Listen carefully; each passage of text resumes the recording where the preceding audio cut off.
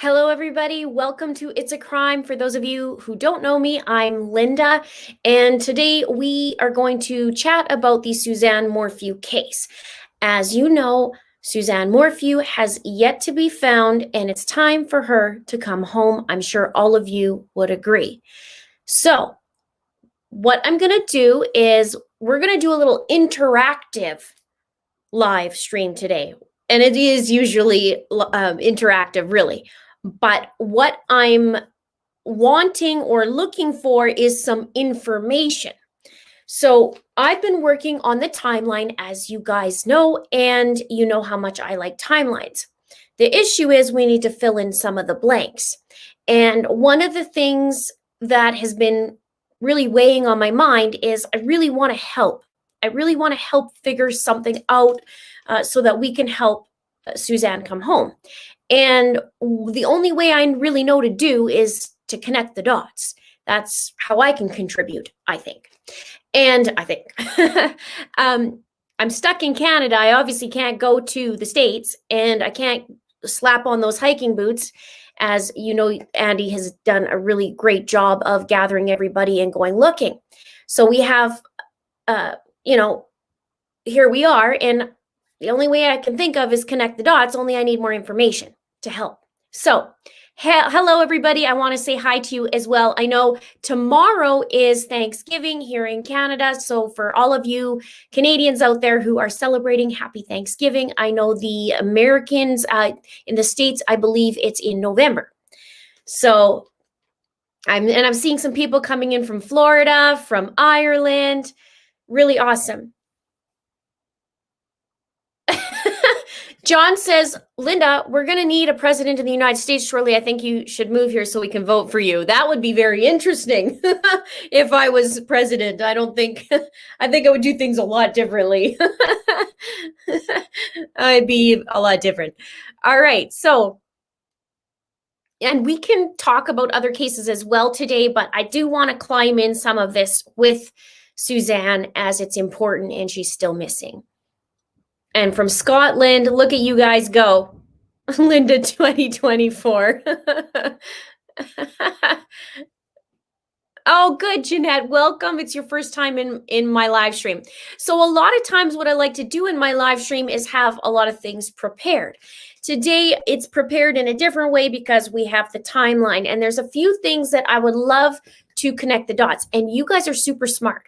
And if you're following this case, you are following other videos, other information, you're digging. And so why not do this all together, right? Hello, everybody. It's so awesome to have you guys here. What is it? It's a Sunday afternoon, and I actually have been out of town the last 2 days, even though you got a video yesterday. I've been out of town. I was celebrating my son's 18th birthday, so we took him on a little 2-day trip. And we just got home today. So it was really lots of fun. And I can't believe he's 18 and it's super weird. But, it's great as well. So teamwork makes the dream work. Absolutely. And there's Jason in the house. Hello, Jason. Nice to see you again. He's the one who coined the phrase, leave it to Linda, Li2L. Yes, I do have an 18-year-old and I have a 5-year-old as well. Best comment of the day. If Linda became president, that means I would be the first lady, Mr. Linda says. Nope.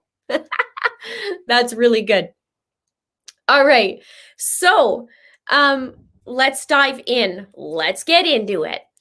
One of the things that I want to start off with, is 2 things. Remember in the beginning of the Suzanne Morphew case, there was chat about Barry going to Denver on a fire training trip.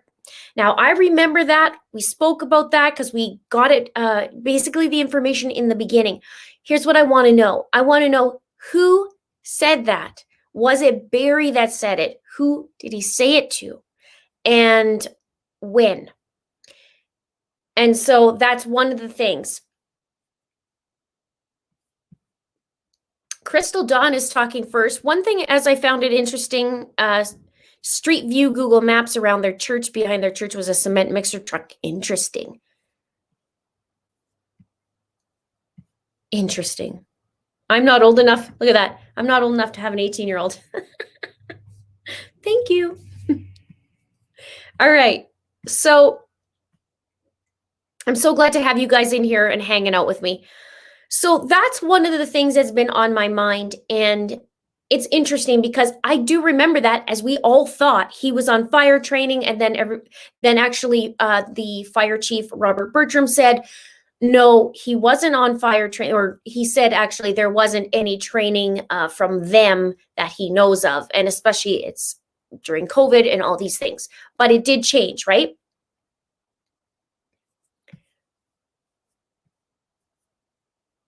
So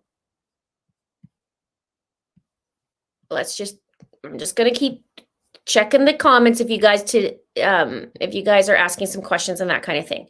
So I thought it was Barry to the police. I'll look for it. Awesome. Thank you so much. That's one of the things I thought too in the beginning, but I'm not so sure. And I want the facts, and I want to find that little info snack out. Also in the beginning, what is the other thing I wanted to know? That's a big part of it, because I want to know how that changed, why it changed, who said it. If it is in fact from Barry, then we got an issue. And maybe it was just somebody saying, oh, I think he went on a volunteer firefighting training, or he was doing training on his own. I do want to know the source, of course. Oh, this is funny. There is word out that someone is trolling with the name Denny Lynch. Okay, so here's where that came from, because you guys are probably starting to hear the buzz. It was actually on one of my videos. He was not nice. He was very, very much not nice. However, I was pretty pleasantly surprised at some of the YouTubers coming in and let's just say responding to Denny's answers. And it's not the first time I did a little search, not the first time Denny's decides to be mean. And but we gave it back to him, let's just say. So, and he hasn't answered since. So I think he's okay. One of the people thought it was actually Barry, and it was actually Tyson who came to the rescue in the response, because it sounded a lot like Barry. So that's where that came from. I don't know what the buzz is around. So yes, I heard about this. Donna spoke about a ghost town or an abandoned cabin where there was a fire. What's very, very interesting to me about this, and for those of you who aren't sure what UMI, UMIIMU, UMIIMU, I think that's how you do it. It's like one of those, what do you call it? It's like the license plate figuring it out. Okay, so she's talking about Donna, Reverend Donna Serafina. I know a bunch of people have been talking about this video, and or I think there's a series of videos. I haven't listened to them all, but I'm diving in. Who Donna is, she actually did she did an outstanding job of Lori Vallow Daybell case. And she was actually got it right down to like how the children were killed. So it was quite amazing, and what she found. So she has done some videos on Suzanne Morphew. Now, what's interesting about this is how she was talking about a ghost town and an abandoned cabin. What I had found was, and I didn't know this at the time, but this is a ghost town. Oh, sorry, I'm not saying this is the ghost town she's talking about. What I'm saying is what I found was that there was a fire on May the 4th that also involved a cabin. And that what they said was there was a branch that landed, I believe it was on power lines or something like that, and there was a fire, and then a bunch of firefighters went to fight this fire, and it was this. Now, I don't know if that's what Donna's talking about, but this was what I had seen. And I had wondered in my previous videos if this was the, if Barry was actually firefighting on this fire because he is a volunteer firefighter. So I'm not sure if the answer is yes or no. If you do know the answer, then please feel free to put that in the comments below and just say, yes, he was a firefighter that night, if you know for sure. So, and then how you know that. Yeah, so Sherry says, I remember that too about the fire training. It was in the news. Right. I just don't know where it actually came from, the actual source. Was it Barry? Was it somebody else? Tamara says, Barry said that, and then it was debunked by the fire chief, and a new story came out. It was for a landscaping job. Okay, so I saw where the fire chief said, you know, weren't doing anything official. Sometimes firefighters go do something on their own or something. So this is very, very interesting because kind of like the theory of the mountain lion that changed into the abduction. So I was curious about this, and I'm going to write this down because I want to remember about this. And if you guys have more information, you can either send it to me or comment in below this video. So I'm just going to write this down because we all thought it was fire training in the beginning, and then we were going, what? It turned into a landscaping job. What? So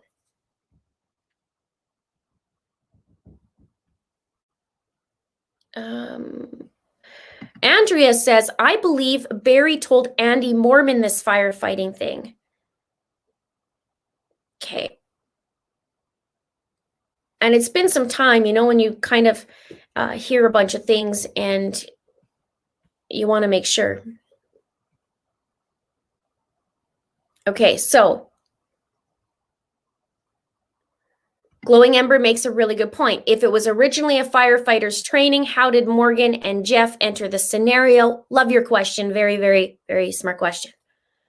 So that's what I want to know, how this originated, because we don't want a bunch of gossip, not gossip, but like, well, of course we don't want gossip, but we don't want a bunch of theories necessarily. We want more, here's what happened, here's who said the firefighter training, because that is very important to connect the dots, right? Agreed.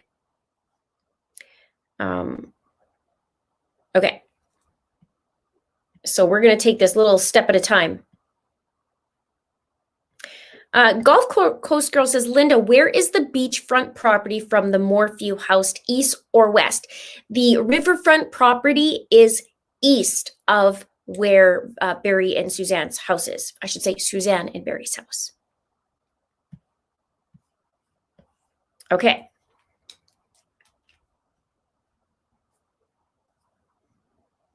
Thank you, Janice. That's very nice. Okay, so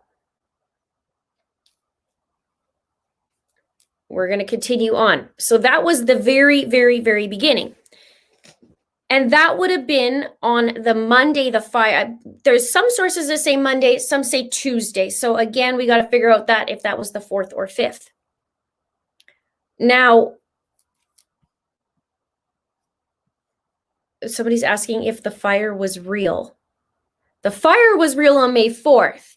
The training, I guess not. Barry, everybody's saying Barry was the source. Okay.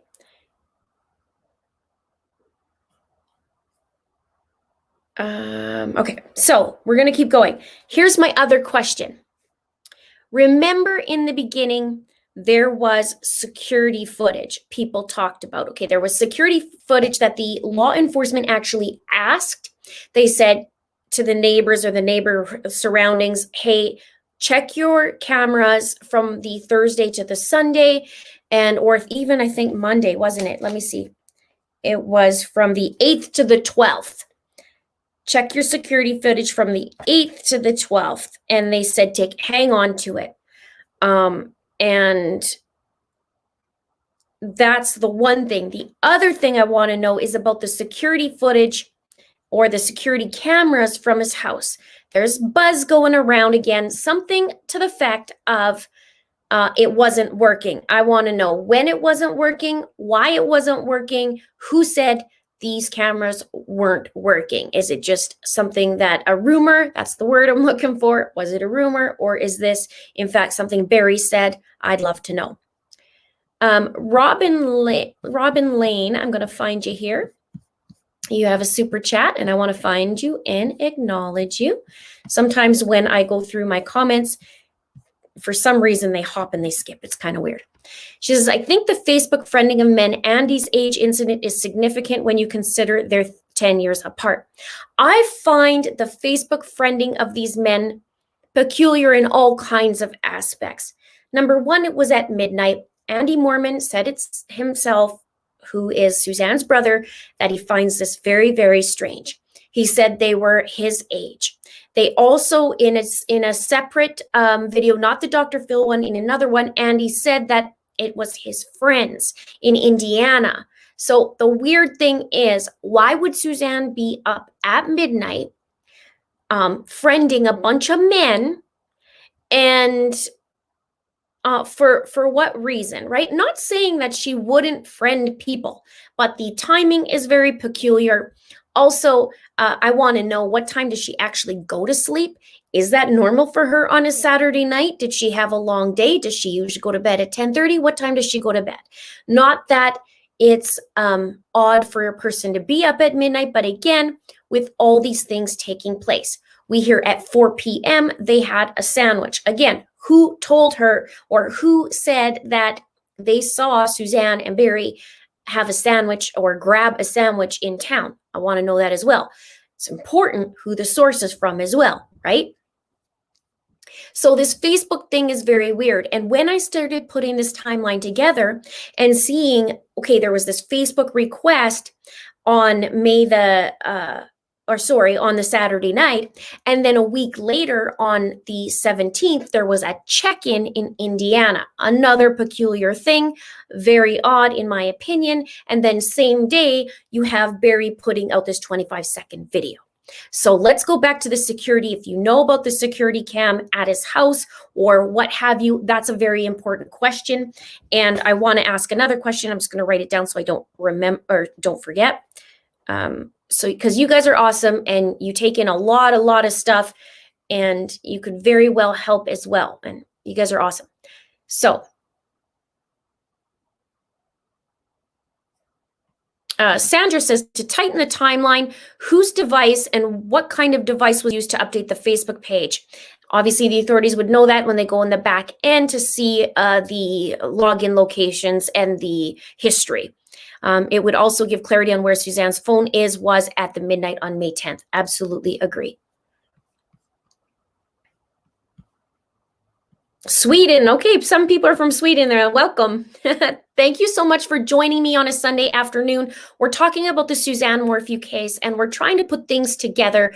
One of the things that I really would love to help is connect the dots. That's kind of my little contribution, I guess, that I could do.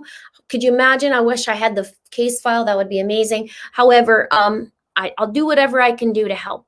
And I think with everybody's help, other YouTubers, obviously law enforcement, everybody would just put this together and hopefully find Suzanne. It's time. It's more than time to come home, and people need to be responsible or for their actions, really. So we'll just keep going. Just leave it at that. Okay. So, and again, thank you, Robin, so much for your super chat. I appreciate it. Let's go to another question and see if you guys are saying, yes, the FBI are involved, for those who are asking.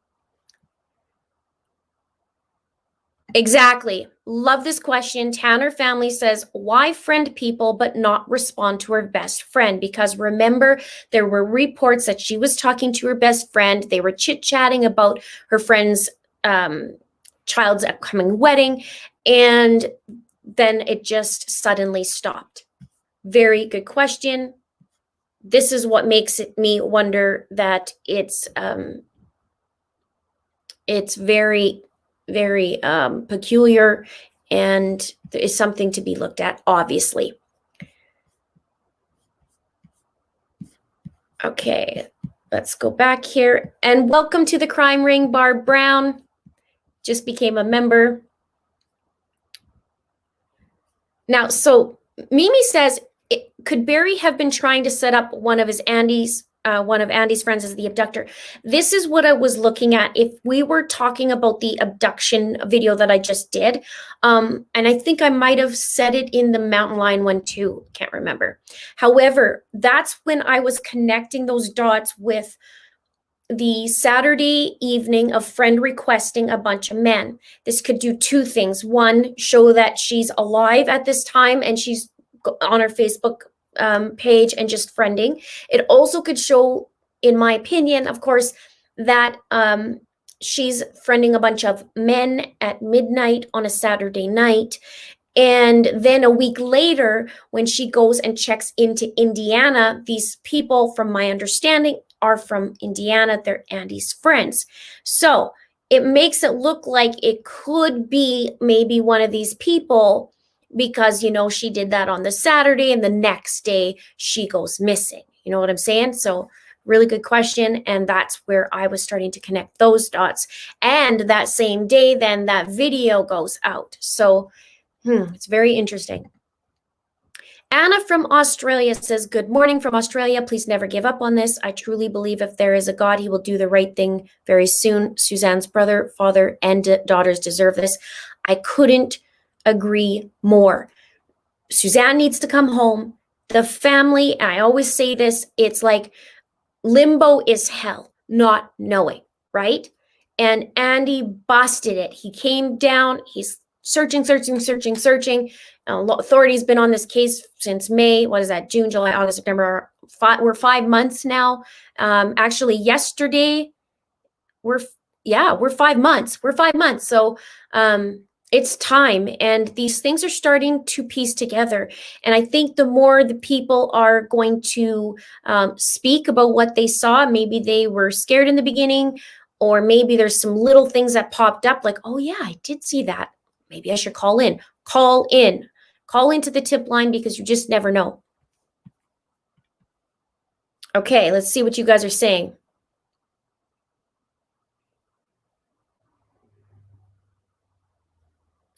Also, her Facebook check-in from Indiana on May 17th, the same day as her pastor asked for an answer to their prayer. I'm just going to write that down. Okay, the other question, I don't know if you guys were answering some of my security cam questions because I'm looking for them. But also, since we're talking about security cams, my question is in the trail cameras where Barry was putting up trail cams, I really would love to know, and actually this is a need to know at this point for me, where those trail cams were placed. If you guys know that that answer, if you were maybe down there in the search or you saw it somewhere, if you could tell me where they were generally placed, even, well, if the tighter the better, really, for me to know. But all right, so yes, Andy said they said the sandwich. I want to know where the source came from, who told Andy that they were getting a sandwich.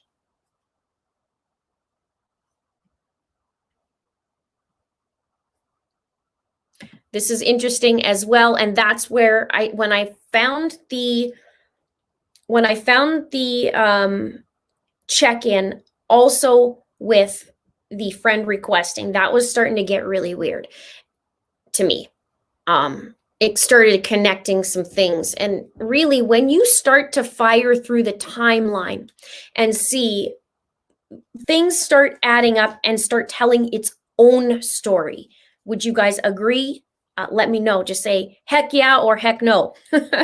I know, because it gets a little bit convoluted, and some people are saying, you know, Linda, some of your videos are getting repetitive. Well, it's a timeline. Things are going to repeat. However, when I start bringing in certain aspects or find out new information, you have to go back to the timeline and fill it in, right?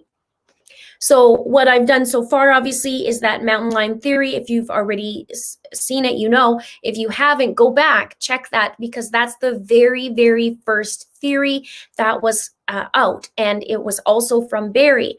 And it was also very quickly changed to this abductor theory.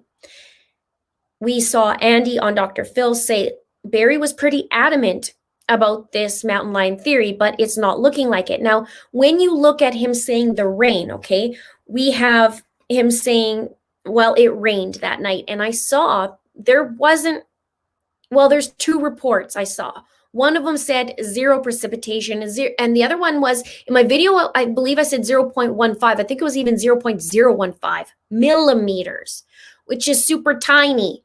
And if you have that and it rained, it's not going to wash away a major evidence with that teeny tiny bit of rain. And I believe it was midday even. So I don't know. Maybe Barry was told that. Maybe Barry was told it was raining that day. But there's a few things that don't add up. Okay, Tamara says, the home came with security cameras. Barry is saying they weren't hooked up and weren't working. You can see in the home listing, cameras are listed for inside and outside. Okay. I knew there was security cameras at the home, but were they never working? Did they stop working a couple days before? That's what I would love to know. And he was putting trail cams up, and of course I would like to know that as well.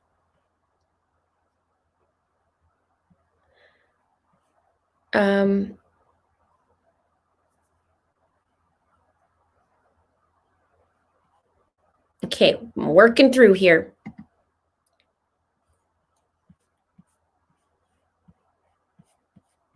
Thank you, Melissa French. I see you. Thank you. Nice to see you. You guys are awesome. Thank you so much for participating in this. I really appreciate it. And let's see what else we got here. Sarah says, you think the friend requests are supposed to support abduction theory? So in my last video with the abduction, it could support the abduction theory because Suzanne would friend request these men at midnight on Saturday. It could potentially make these guys, or supposed to look like, I'm not saying they are, but it would look like Suzanne's putting herself in harm's way, friend requesting a bunch of men, and maybe one of these men acted on something and made them, a suspect, so to speak. Do you see what I'm saying? How it came that, and then all of a sudden, the week after, there's a check-in. Well, if you're abducted and you're gone for a week and you're not speaking to anybody, why would you check in somewhere, especially on your Facebook, right? It makes 0 sense. 0 sense. And thank you so much, Sarah. Okay.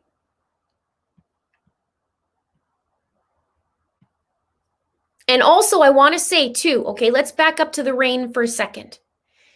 The night before she was reported missing, let's say the Saturday night, it got down to 28 degrees, and that's below 0. Okay, so that's freezing point. If it's raining out, now it did warm up the next day. I do want to say that, but I mean, the precipitation, if it was still at the below 0, you are not getting rain, you're getting snow. And it's minor amounts, so it's not going to take away. And actually, let's just talk about this for a minute, you guys. There was a comment on my channel from a retired firefighter / paramedic. And let me just see, because it was right before here that I hopped on. Yes. I am a retired paramedic firefighter of 30 years that was also involved in canine search and rescue the entire time. It would take a ton of rain in order to cover drag marks. There is a ton of earth that is moved while a body is being dragged. This includes vegetation, rocks, and branches. If Barry is the tracker he or others claim he is, he would have seen them. And that's the other great point.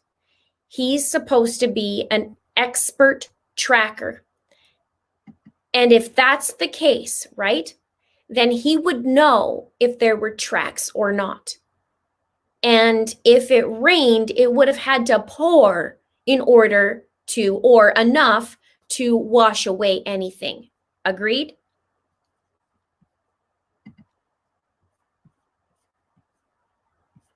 All right. Let's go back here. Betty Smith says, come on, there's lots and lots of red flags on Barry's activities. I agree. Karen, I see you. I'm going to come and grab yours here. Karen says, very suspicious of the guy on the bike and the wig, etc. Who do you think it is? I do not know for sure, so I will not say. However, I've had some people message me, and all I will say so far is a hat matches a certain person that Barry knows. But I don't know. I do not know if that's him or not. I have no idea. Now, if anybody who's sitting there going, what are you talking about? Some guy on the wig. There is a guy on a bike with a wig and a hat and sunglasses who's zipping around checking things out. Let's just say. And thank you, Karen, for your question and your super chat. Kitty Meow Meow, I love your name. I see your muffler guy and raise you one base guy. You are awesome at what you do. Keep up the amazing work for all the victims. Thank you so much, non-muffler guy. I tell you this guy every single day, a couple times a day. And it's always when I'm recording. And it's like, why? Why at this point? I can even do it like different times of the day and he's still there. Glenna says, Linda, check Plunder's newest post about the Indiana check-in. I will do that. Thank you so much. I wrote it down. Thank you. And I'll probably do it and we'll check this out.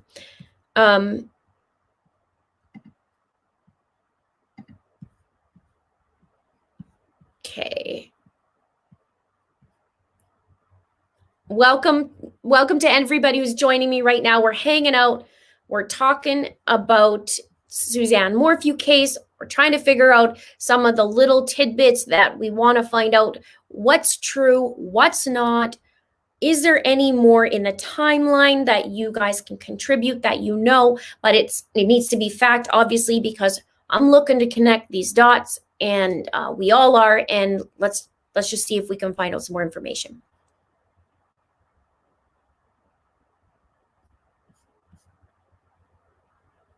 Okay. Evelyn says, if it was her that checked in on Facebook, wouldn't she have used her phone? Wouldn't it have pinged unless she used a laptop or tablet and that have been noticed missing out of the house?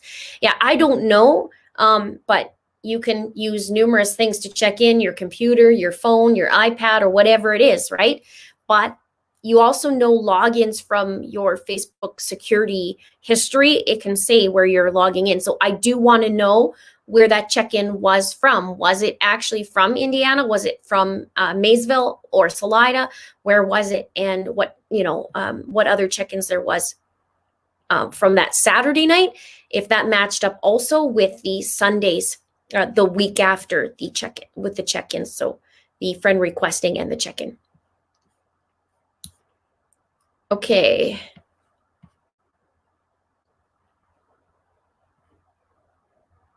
Let's see. Jessica says, work it, girl. You're funny. Nice to see you again. Yes, believe only law enforcement knows security camera info. Of course. I'm just wondering, where did we get the chatter about it not working?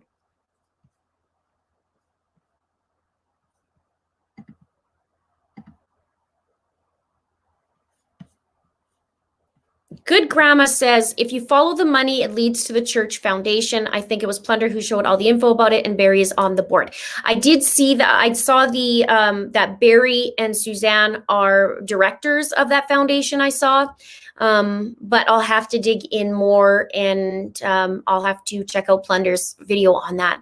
I haven't seen it. I'm behind on all kinds of things, but she's good at finding a lot of information. Okay. Let's see. You guys are awesome. Rain, wet, oh, sorry, is that get? Okay. Rain gets a scent and refreshes it for tracking dogs, whereas sun can dry it up, read the mountain lion. Interesting. And there was even Sheriff John Speasy says that there was no sign of an animal, and I think that's where it started to change. Really, the mountain lion theory was definitely Sunday, Monday, and then Tuesday it started shifting and transforming because we saw a reward happen on Tuesday, Wednesday on the Facebook. I believe it was Wednesday, actually the 13th. And so for the first few days, it was hard. But Barry did bring it up on June 1st when he was in the Tyson Draper video. So thank you so much for that little info snack.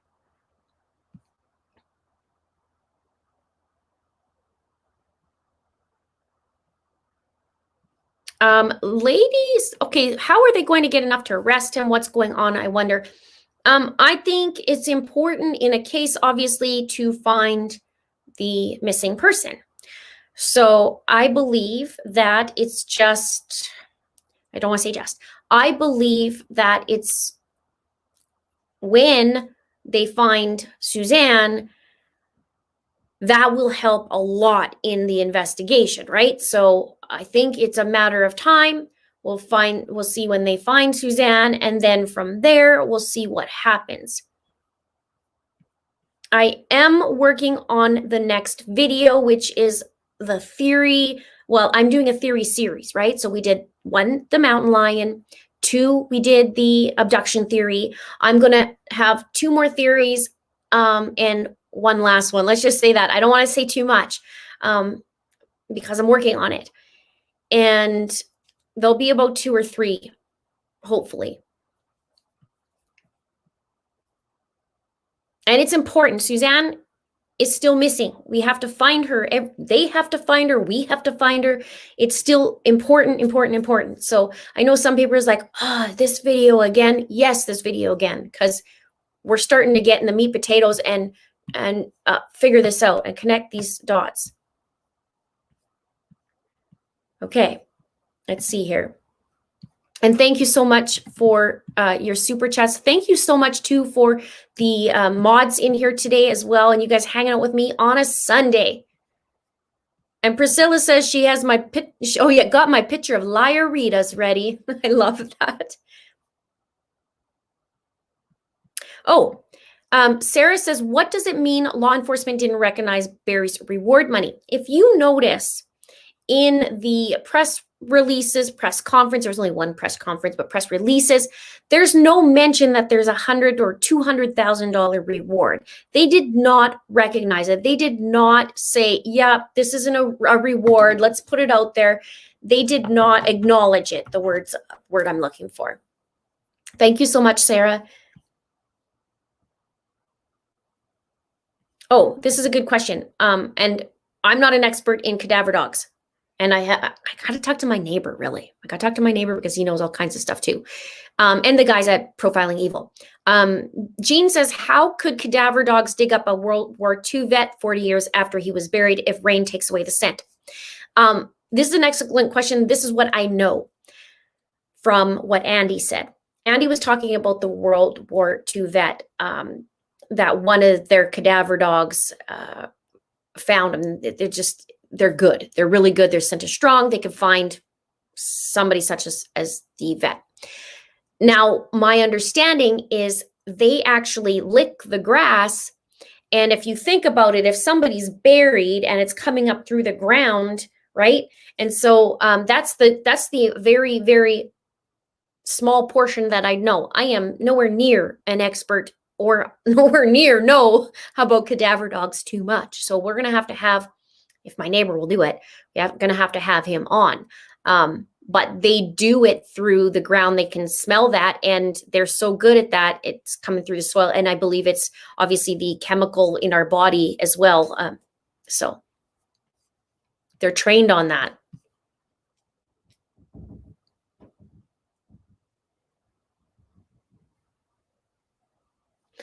Cynthia says, Barry is known as an expert tracker, so obviously he's covered his tracks. We should focus on the circumstantial evidence in case finding Suzanne continues to go on. So this is what I'm trying to do. I'm trying to gather everything, get a timeline together, start asking questions. Okay, some people are like, oh, Linda used to be factual, now she's not, blah, blah, blah, blah, blah.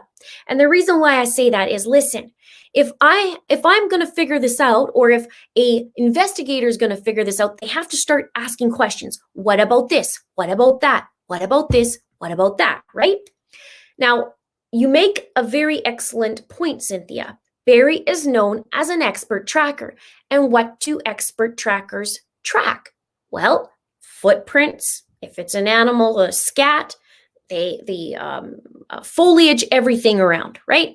So that's how you find the animal if you're hunting. And my understanding, a person, you can figure out, is it a woman? Obviously with the tracks, is it a man? How heavy they are, that kind of thing. So if he's an expert tracker, there's a couple points to make in this. Oh, I don't think that's Muffler Guy. I think it's a different version. We have another one in the neighborhood. If he's an expert tracker and there's a mountain lion involved, he's going to know if there was a mountain lion involved, because he's going to look at the tracks. He's going to look if there's any drag marks, whatever else the trackers do, right? If you guys are hunters, let me know in there. You tell me, right? And he would know, right? And the other thing is, well, there's quite a few things, but I'm going to say it again. If he's an expert tracker, he has some serious skills. Why isn't he using it in the Andy Mormon search, or when Andy Mormon searched for his sister? Why didn't Barry say, you know what? Let's put everything aside. I'm going to use my skills and let's do this. And that could have happened way back in May. Now, he did say in his June 1st video, we covered a 200-mile radius, and his buddy did 400 tours in Iraq and Afghanistan. So if you guys seen what a 200-mile radius looks like, I don't know if that was just a slip of the tongue and he actually meant, like not a 200-mile radius, maybe a 20-mile, I don't know. That's a lot. You're covering all the state of Colorado in 3 weeks. That's a lot of ground to cover in 21 days.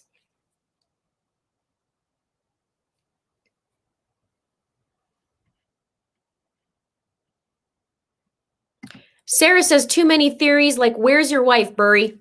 Somebody said that to me today. Actually, this is, I think I screenshotted it because it was kind of funny. I shouldn't say funny. Interesting. Let me see if I have it. Because the theories that he was coming up with or had talked about, there's obviously another theory. I think I might have screenshotted. Let's just see if I did. Maybe not. All right. No, but we'll figure that out.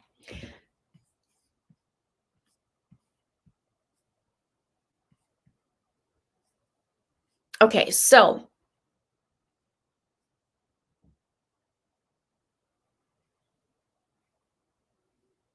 I know the phone is actually, the phones there are really spotty reception.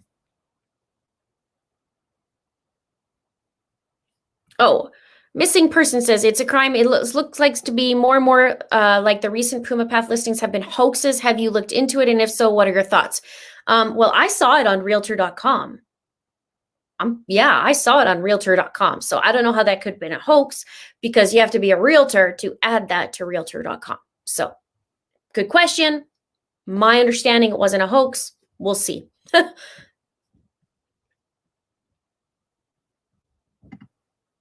Thank you so much, Robin. Thank you.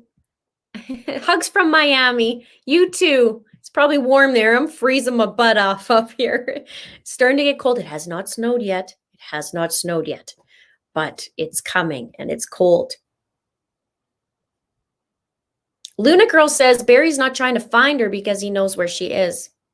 I'm thinking so too. All right, I see Cheryl in the house. Let's see you, Cheryl. Thank you so much for helping me, you guys. I do want to get some of this info. It's important.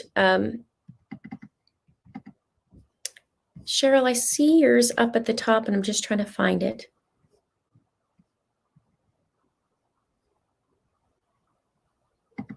Sandy says Barry is literally in a hell. Thank God right now that man is heading to the big house. Our states hate him. Oh my goodness. Well, it's really, really hard to look the other way at this point. It really, really is.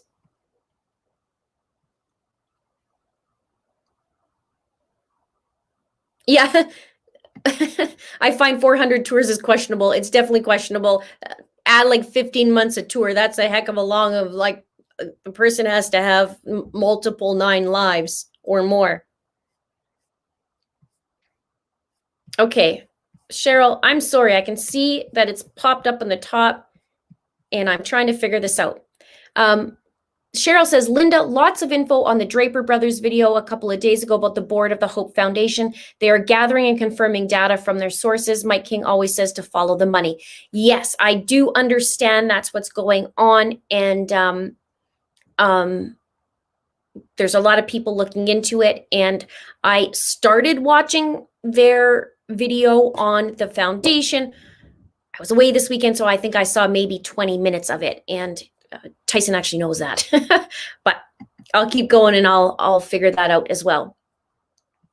Felicia makes a good point. If you're an expert tracker, then you also know how to erase tracks. Also, absolutely agree.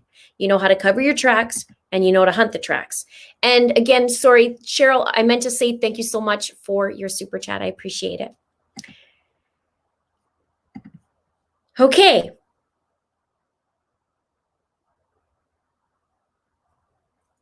Let's see.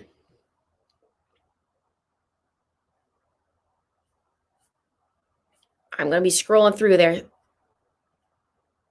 Okay, so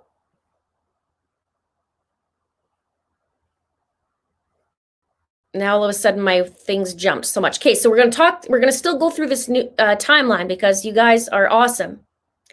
Alan wants to know, what about the bobcat running at 4:30 a.m.? We don't know that a bobcat was running at 4:30 a.m. unless you have information that I don't. What we do know is in the middle of the night that there was machinery running at the riverfront property. In my first Connecting the Dots theory video on the mountain lion, I had stated that when I'm putting this together, I was asking myself, why go to the riverfront property? A lot of people were saying that it was to go bury Suzanne. However, I said, he didn't go drop something off. He went to pick something up, talking about the bobcat. I talked to a family member of mine who's been working with bobcats for 15 years. He gave me some very interesting insights to what could have happened, meaning in the half an hour that they heard the machinery running. And I don't know what time exactly. Do you guys know the time exactly the machinery was running? I have not found that information. If you know, that would tighten the timeline.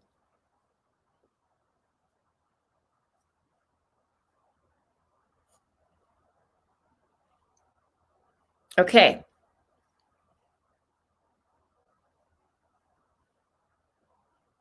Let's see.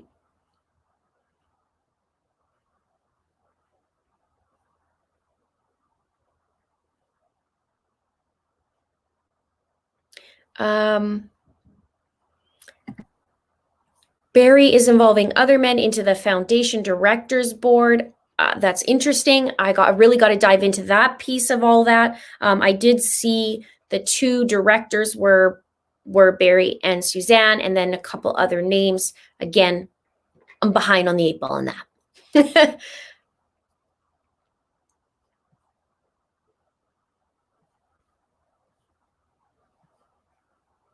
Okay. Q is my favorite uncle, says 19057 Puma Path, home listed under confidential listings. I'm wondering how that works then.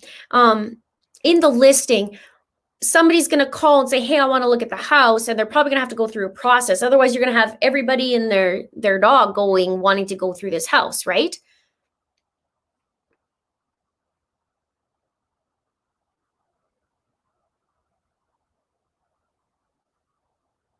Oh, okay. Do we have a bunch of people? Is PE in the house in here too? They're all saying, hey, PE. I don't see them, but hello if you're here. Thanks for hanging out. Okay, the lady who heard the bobcat running said it ran for half an hour. Correct, but I want to know about the time.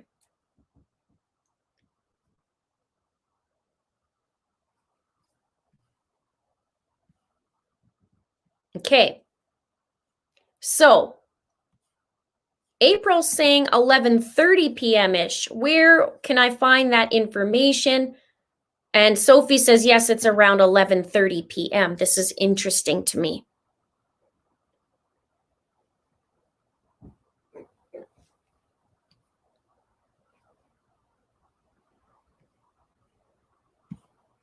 Got a bunch of people in the house, I think.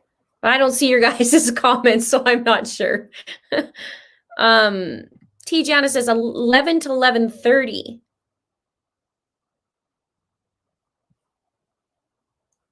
11:30. Okay, you guys are okay. Between 11 and 11:30. And then I also see the lady that was interviewed by Lauren Scharf about the machine running said she couldn't recall the exact time, possibly between 11:30 and 2:30. This is interesting to me. She was in bed and said around 11:30 p.m.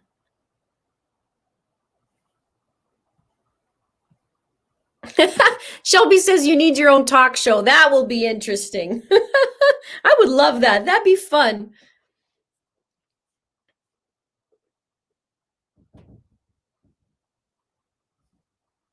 Okay, Mimi says, you've been accused of pushing the narrative in case Barry's innocent, but he alone has incriminated himself and lied and changed his story. This is the thing, Mimi, and I know some people get really mad at me. I do know. So when I start putting these timelines together, it's not I'm not making up their actions. I'm looking at the facts, and I'm also asking questions and possible theories, but I state it's my possible theory. I don't do that in the beginning because what if this guy's innocent, right? When we start getting into this, there's some actions that don't line up. There is some factual information that doesn't line up. His EVI information from his truck does not line up with what he says. He states in an interview himself that his bobcat, the mechanical thing he did to his bobcat, please explain, Barry, if you're watching, what mechanical thing you did to your bobcat, does not line up with what he told authorities. We got a problem, right? Maybe one time it's like, I made a boo-boo, like I made a mistake. But when you start going, oh, no, that's a lie. Oh, no, that's a lie. Oh, no, that's a lie. Oh, no, that's a lie. And you're getting to hear, there's a problem, right? There's a problem. So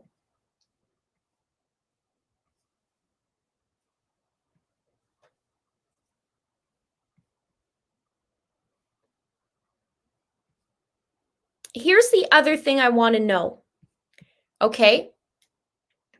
What day, and I don't want to talk about the girls. I'm not going to talk about the girls, but I do have a question about the girls. What day did they go on their camping trip? Was it, because I think it was about a week, right? Was it like the Monday What day was it? If you guys know that answer, let me know in the comments below. I would be very, very grateful.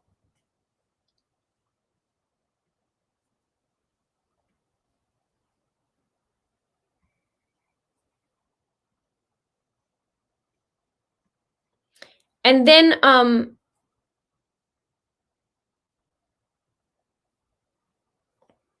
okay, let's see what else. Where are we at here? Oh, this is fun. Okay, I'm trying to find your comment. Can we do a true crime house party live with you, PE, Draper Brothers, Plunder, and Tube Crime? That would be fun. Maybe that's my talk show. A true crime talk show on It's a Crime with Linda, and see if these guys want to hang out. That's fun.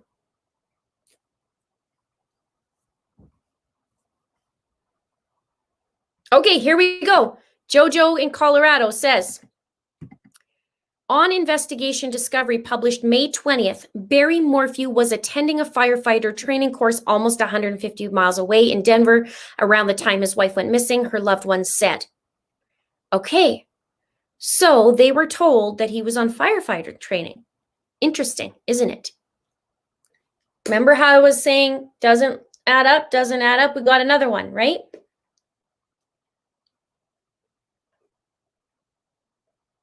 So I remember seeing something like that too. So May 20th. Okay. Okay.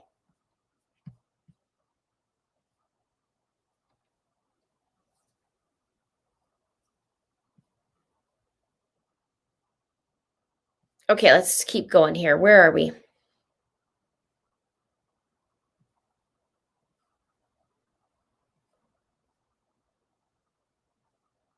Okay. Oh, add Duty Ron in there. Yeah, I saw him the other day too. I used to watch him quite a bit before I started my channel.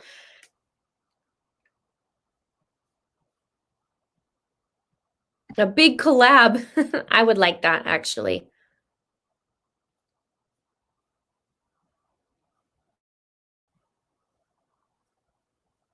Okay.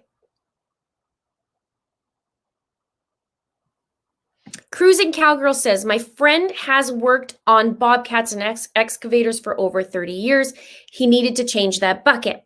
So when I was talking to my family member, he was saying that depending on what he needs, obviously with the bobcat, it could take him some time to change out the different attachments. And so, because I was asking about the 30-minute timeline at the riverfront property, like if you were picking up, let's say, a bobcat, and how long would it take? And he says, well, you have to basically bring the trailer, right? And then you have to grab the bobcat and you got to load it up. And then depending on the attachments, if you have a few attachments or whatnot, it would take you time to having to load it, and you have to run the machinery. And then after that, you would tie it down and secure the bobcat and then be on your way. So he said it would be easily 30 minutes. And then whatever he needs for that bucket. Now, interesting. Let's go back to the temperature that night. It dropped down to 28. I think it might even been 25, but I remember it being about 28. And at one point, this is the middle of the night, right? Between 1 a.m., 4 a.m. And it was cold. So you potentially could have a little bit of a frozen ground because it went below that freezing. And depending, it could be just really hard and maybe not that frozen because it was just starting to be May, right? And warming up. So, but the higher you go, if you were to go up the mountain, the harder it's going to be because it's probably going to be colder, right?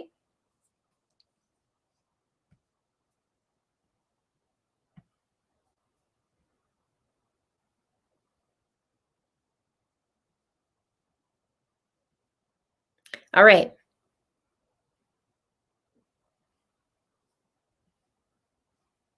So,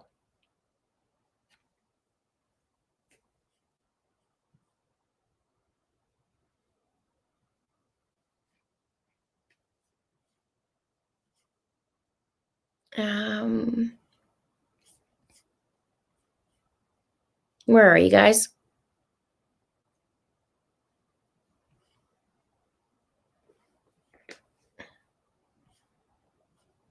Okay, I'm reading. Taking a break. Whew. I've been talking straight for an hour. Haven't even breathed yet. Thank you for joining me today on a Sunday. We're hanging out. We're talking about the timeline, and I have some questions, and you guys have some questions as well. So feel free to ask. So far, I was asking about,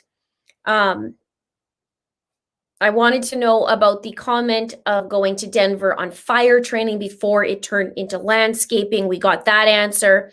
And I want to know about the security footage. People are saying there's rumor about the cams not working. I want to know a little bit more about that.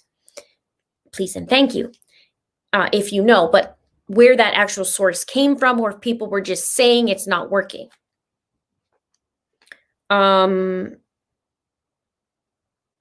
What else? Does anybody know who found the bike? Who actually found the bike?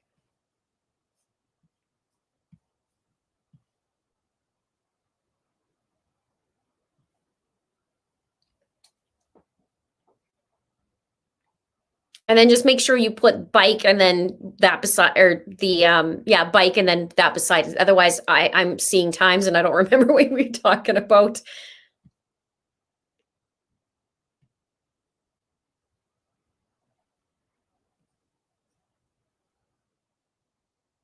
Okay, interesting.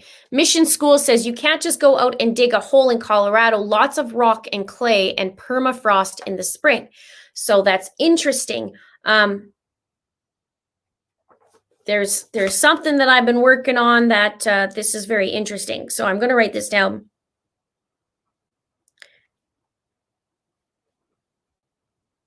Okay.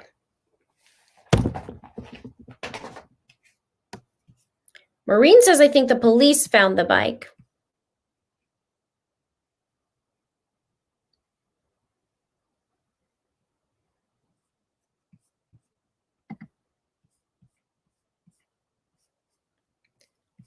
All right. Sarah says, if Barry says he'll do anything for Suzanne, who won't take a, because okay, I see what you're saying. He's saying he'll do anything for Suzanne, but he won't take a polygraph voice stress test. Yeah, he's not taking it. Now, however, I saw in one article, this was way back in the beginning, or I want to say near the early parts. I shouldn't say way back in the beginning. I remember him saying, I didn't refuse a polygraph. It was an interview to Lauren Sharf, I believe. And I think it was just, it was before he was actually speaking. It was her interviewing and then put it on an article. I feel like that's where it was from. But he, not only that, but he wouldn't do the search. And it doesn't matter the reason why he wouldn't do the search from like his point of view. The bottom line is he didn't do the search. Sometimes you got to put your big boy pants on and just do what you need to do, right? If your wife's still missing, like, go find her. But I'm not him. So I would do things a little bit different. I'm sure you guys would too.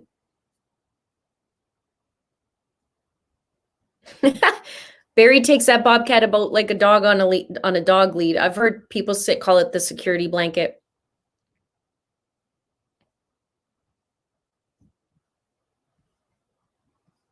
I'm in Alberta, Maui Swift is asking. Okay. Okay, so Bonnie says, Linda, do you think that the loud noise the lady heard was Barry picking up his bobcat from the work site?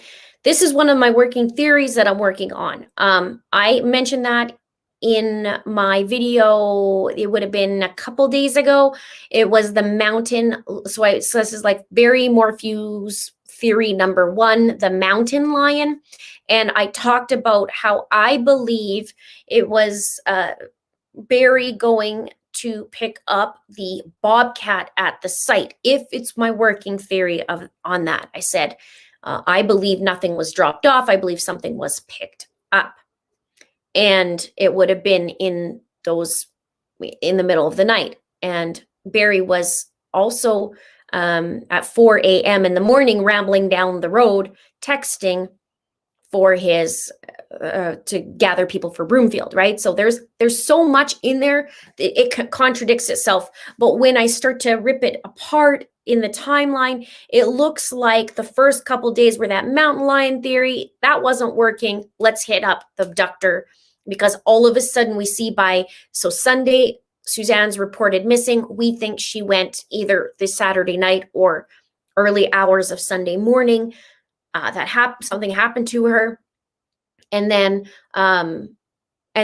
Sunday was this mountain lion theory. And by Wednesday, when they did the $100,000 or $200,000 reward, things start getting interesting from there, because they get that reward out, or Barry does.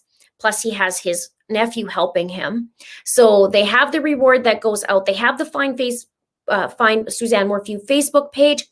Then by Thursday, Friday, there's the personal item found, right? So 2 days later, and then another 2 days after that, the video goes out and the check-in. So you see how that's starting to flow into that. It's going mountain lion, oh, abductor, abductor, abductor, abductor. Now, in Barry's defense, okay, so I know you're going to have a couple Barry lovers watching right now. In Barry's defense, if his wife's missing, which she is, he could be like, okay, let's come up with all the theories, right? Like, could it be a mountain lion? Yep, could be. Could be an abductor? Yep, could be. What's the other option? Well, could be the husband too. Could be. So, I mean, really, that's a solid 3. So you got to go through them, right? You got to go through them. And as law enforcement looks at the spouse pretty much always first until they can rule them out. So you're starting to see all these theories. So it's important to look at each one of them. I'm sure you guys would agree, right?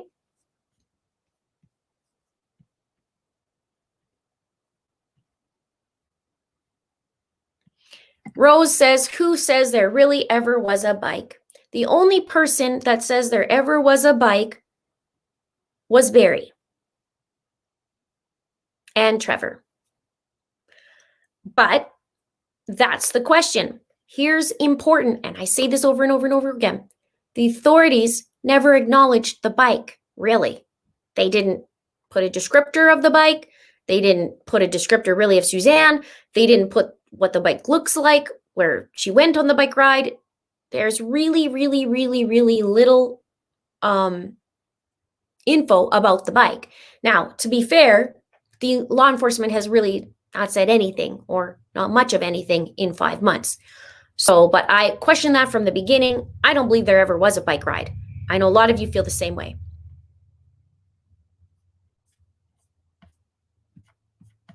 All right. Thank you so much, Heather D. Thanks. Thank you for the super chat. I appreciate it. There you are. There you go. Hi.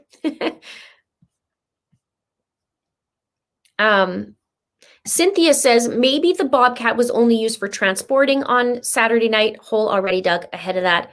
Could be. I don't know. But good thinking.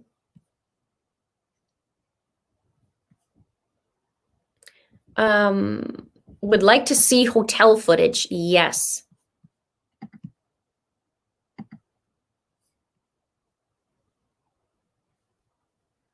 Okay. Elderly said it was 11:30. Okay, this is great. You guys are all saying around 11:30, so that's good. That can give me a little bit to work on.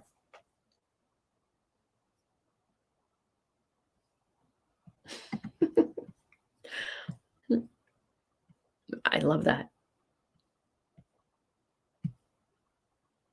Okay. Travis Marino says George Davis found the bike. He and Trevor Noel are the ones that notified law enforcement, called them. Okay, so it was George. And I know he's the one who Barry also stayed at his house when Barry's truck and phone were taken from and investigated, right? And that's also where I brought it up in last video, how Barry was looking out the window, and then he was also driving up and down the street looking for any, or trying to remember any suspicious vehicles.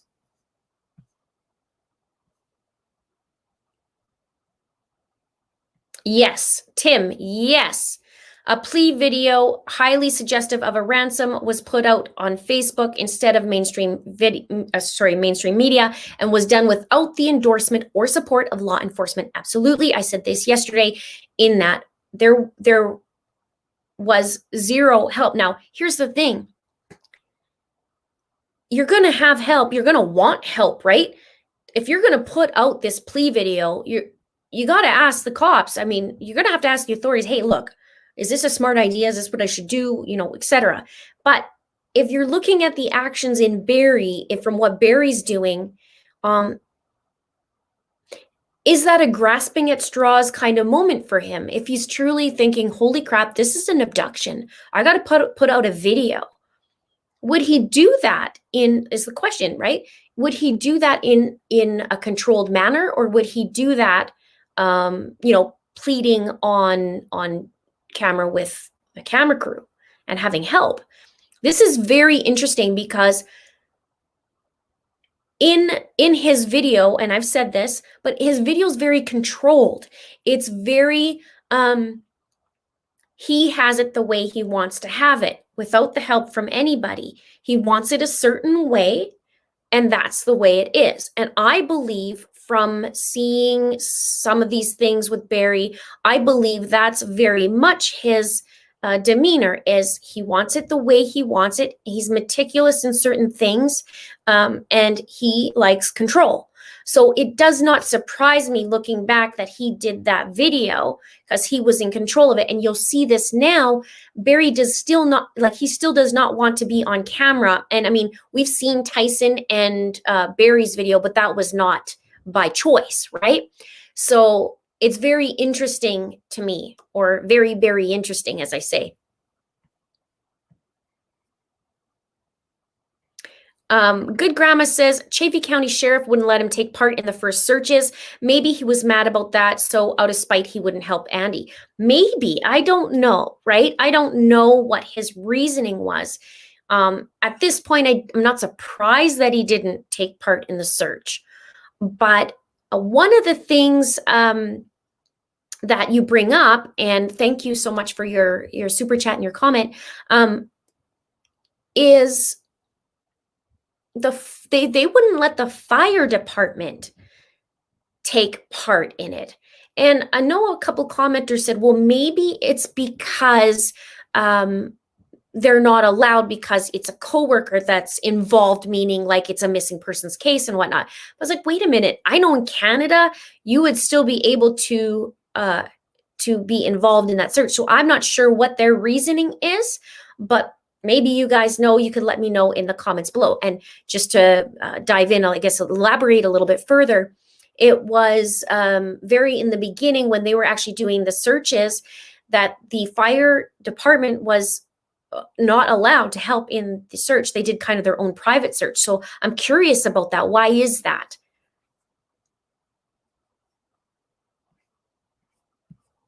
All right.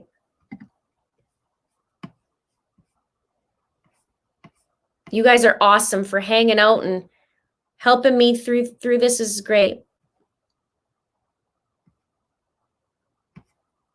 And I see Heather. Thank you so much. I see you. There you go. There you are. Thank you so much, Heather. I appreciate it. I love the little justice scales there. Okay.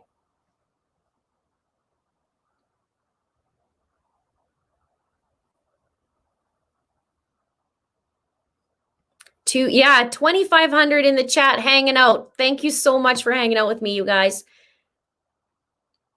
I have been diving into more of the theories, and I'm working out another one, and it's interesting. I don't know if anybody else would have this theory. Perhaps, maybe once I find out, you guys let me know in this next video. Well, maybe it'll take me a couple of videos. I don't know. Anyways, you guys are always welcome to help out, because maybe we could gather and put it together if you've seen more of that info. Okay.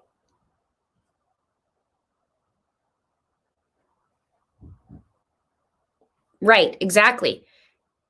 if you're looking at an abduction, law enforcement says not to do stuff on your own so it doesn't jeopardize your loved one, right? Because that could put them at risk, right? So it's very interesting. It really, really is how these are going.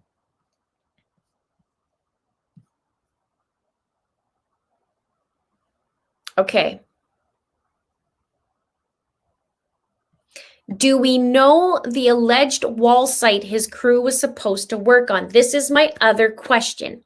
If you guys know that, please put that in the comments below. I do remember seeing the company, but now I got to find it and figure out what it was, because I believe it was something that had to do with a transportation company, I want to say. Don't quote me on that. I got to find it, but I do want to know where that wall site is supposed to or was supposed to be.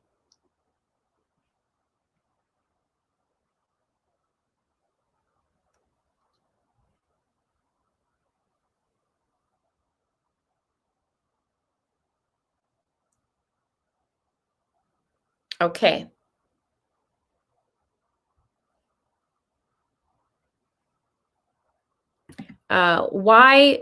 Why though wouldn't the police tell Barry where the article was? I believe if they find something, I'm going to ask that question. I'm going to ask that question because I really don't know. I'm going to guess. They're not going to tell him what it is because it's pertinent to the investigation.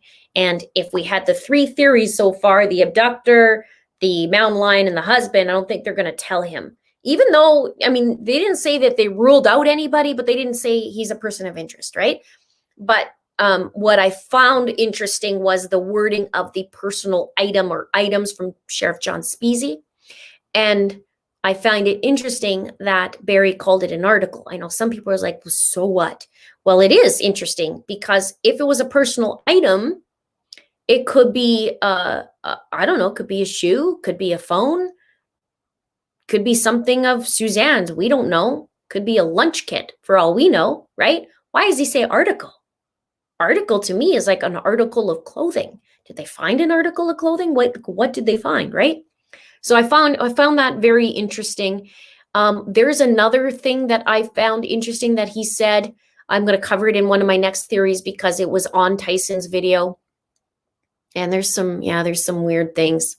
The video is like a political ad. All right, so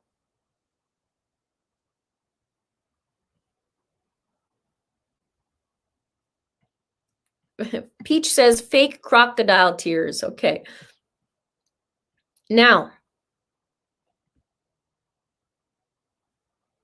yeah, I am. I'm trying to read thousands of comments. We have 2,500 people. It goes by fast, so it's going to take me a little bit.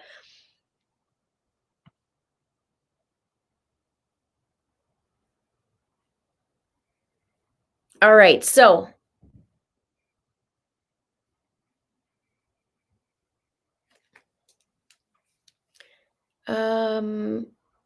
Wendy says bike. Supposedly George Davis either helped law enforcement find it or he was right there when law enforcement found the bike. Per Tyson video, Barry said that his ranger buddy, yes, Barry did say that. I'm just wondering who did say that or who did find it. Barry was talking about how the bike was found. And so that was interesting because he said he showed up at 9 p.m. that night, which would make sense if the call went in at 5:46 p.m.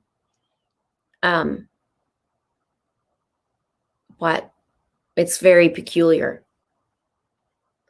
Let's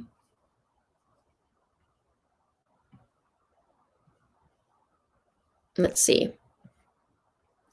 I saw another one about the 11:30.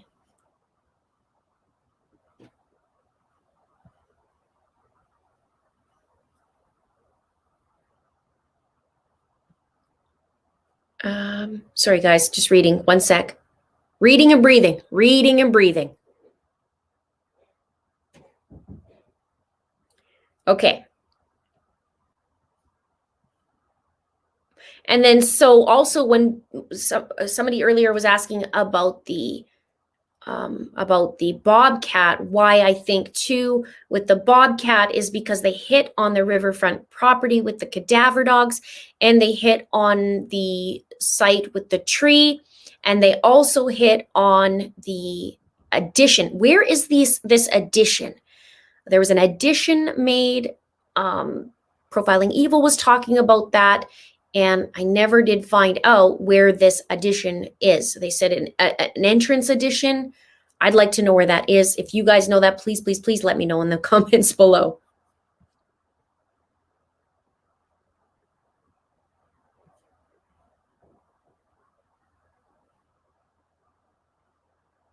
Do I celebrate Halloween in Canada? Yes, although I don't know about this year.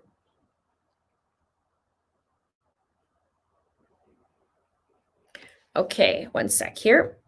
Writing nothing or another thing down. Okay.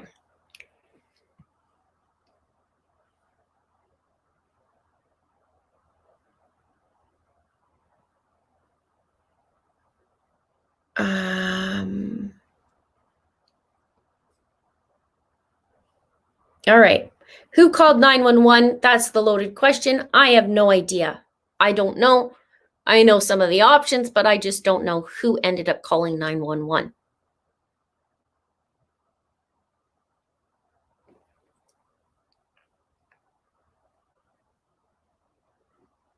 All right.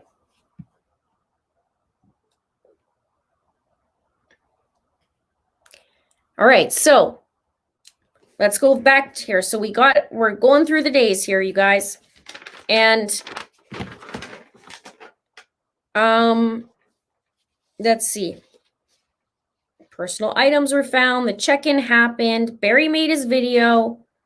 The same day Barry made his video, the Find Suzanne Morphew Facebook page went silent. That was the last post. It was Barry's video that went up, and then nothing after that. I found that very interesting as well.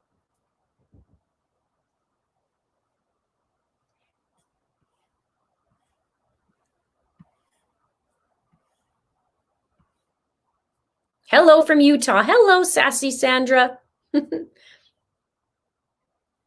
Okay.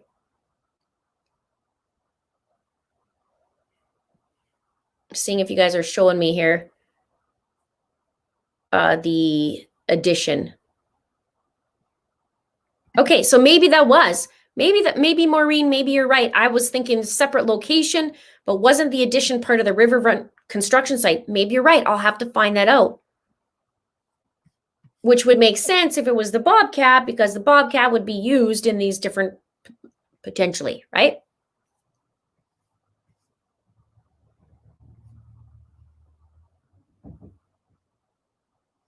Okay.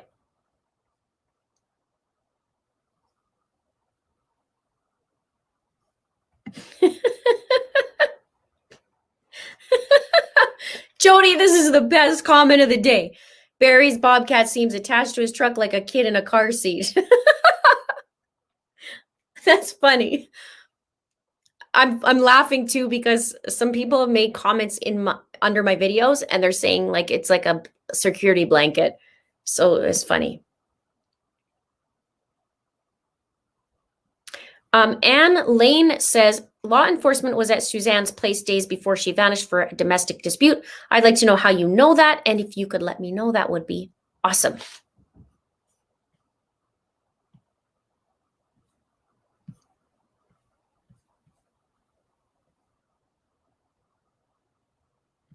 Tanya says, too many questions and not enough answers in this case. I totally agree. I just wish I knew more. Obviously, we all do.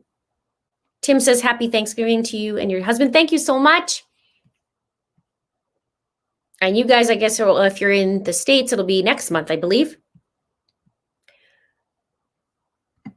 Elroy says, lot 8, Longhorn Ranch subdivision. Okay, is that where the addition is, or is that was the Longhorn Ranch?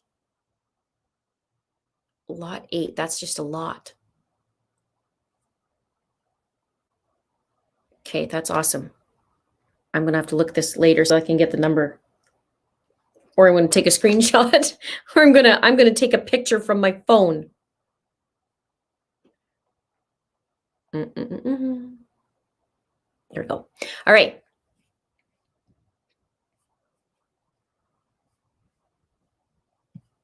Yeah, we never heard the 911 call yet. Hopefully, I wonder if we will be. That's going to have its own, if it was Barry, I very, very much wanted to see that one.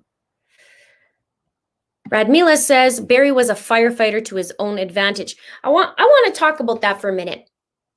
Just a little tidbit. He's an expert tracker. He's a landscaper.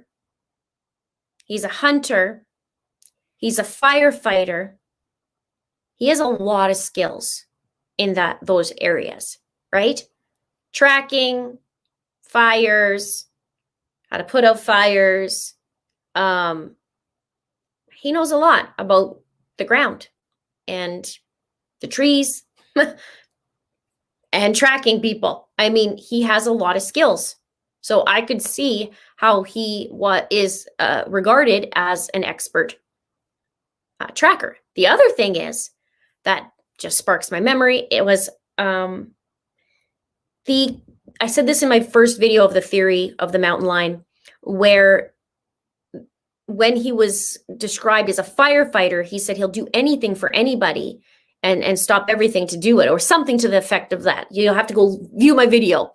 And when I saw that, I was like, wow, he'll do anything, right? And even in his video to Suzanne, he says, I'll do anything, or anything you want, right? We just want you back so bad, or I just want you back so bad. But his actions do not line up with what he's saying.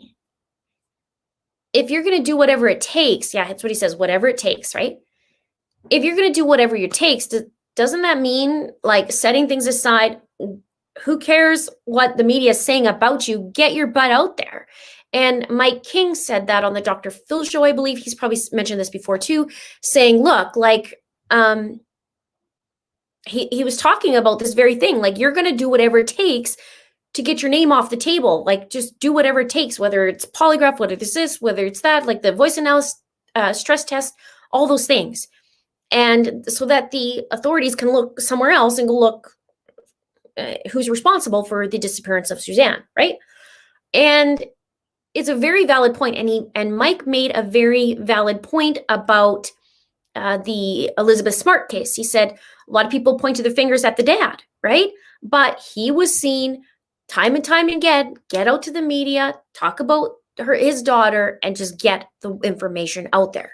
And that's where this is very, this is the opposite, really. And when you see Andy just plugging away, getting there, pounding the pavement, trying to find his sister, and then you see Barry not, that's just like, it's just, there's an issue. There's an issue.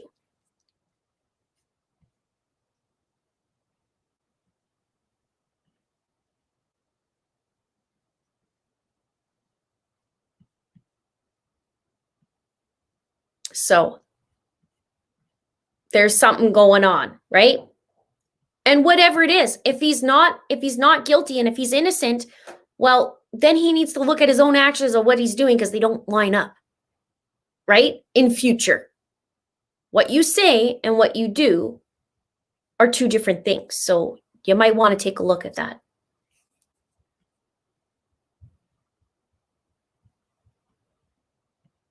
And the thing is, you know how I looked at how I was doing the Gannon Stout case, right? And I looked at Letitia. Letitia didn't search for Gannon either. She didn't. She spent her time rebutting everything. And I understand that there's a couple of notes that were written that Barry has just come up and talked about in the news. And he showed, 2 letters, I believe it was. And I did see that. I just haven't done a video on it. He's defending himself. So he's spending the time, he's choosing to spend his time to defend himself instead of putting info out for Suzanne.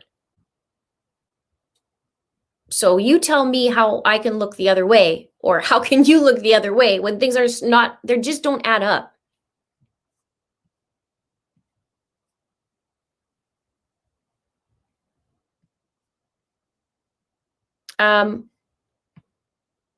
Jeffrey Puckett's wife is in chat. Somebody said that. Is she still in chat? And what's her name so I can see?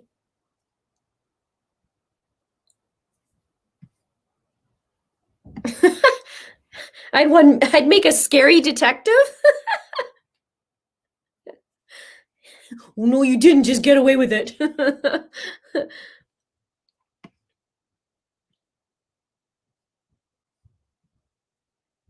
Tara. Okay. Is Tara's in chat? Do you know if the Bobcat was in Broomfield? And what was the job that was supposed to be done? The wall job for what company?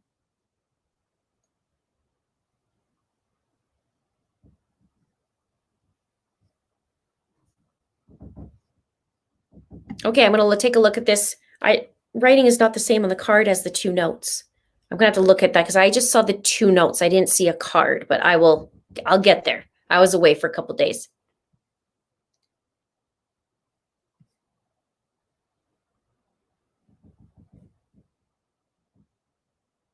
All right. Okay. Tara Bucket is in the house. Okay. There you go.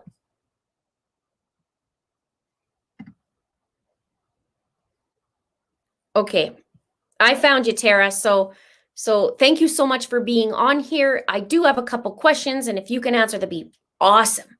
Not when my husband arrives. So I'm not sure what my question was on that, or if somebody else. So I would like to know, what job was it? Who was it for? Where was the wall?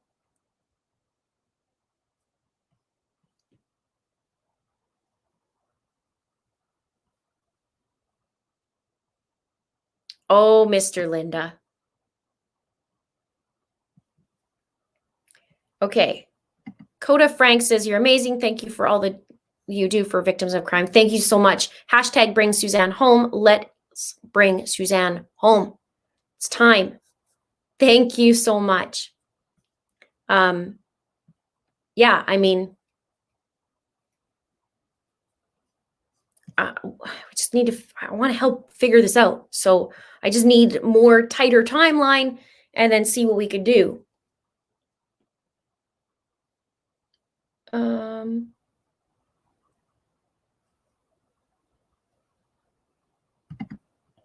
Mr. Linda and his joking. Okay. Tara, let's see if I want to see if you guys are still, and you know what, mods, if you could actually copy and paste what she's saying too, because then that way it might be easier.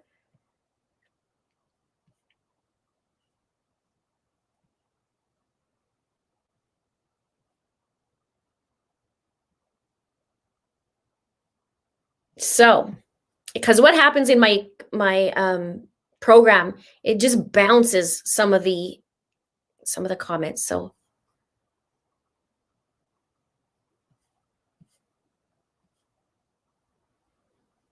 okay.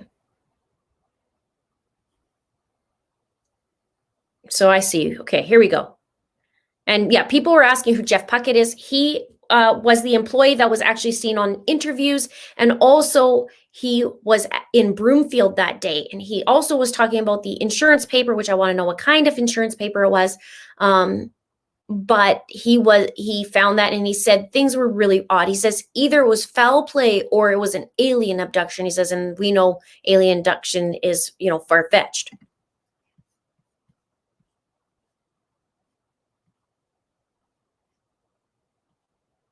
Okay.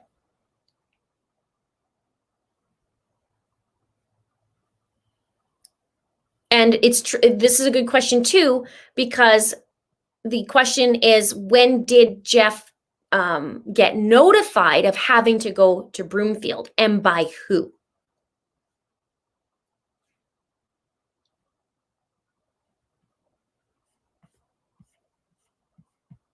Debbie.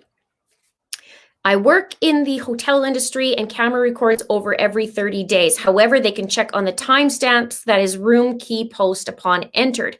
This can tell them when he arrived at his room. I love that. Thank you so much, Debbie. The question also is, what time did he check in? Because from our understanding is check-ins aren't till the afternoon, right? So let's say let's say I'm in town and I wanted to get a hotel room, but it's 8 o'clock in the morning. How would you handle that? Would you be like, yep, there's one available, and you just prorate it? Am I doing a double payment on that room? How would that work? Because if he did leave at 4 or 5 in the morning, he'd be in Broomfield at about 8. I'm not sure if he went to the hotel room right away, but I'm guessing that he'd be pretty tired being up over 24 hours and then wanting to check in and go to sleep and be shown on camera, because he does say there's cameras all over the place. He said, I did nothing wrong at that hotel.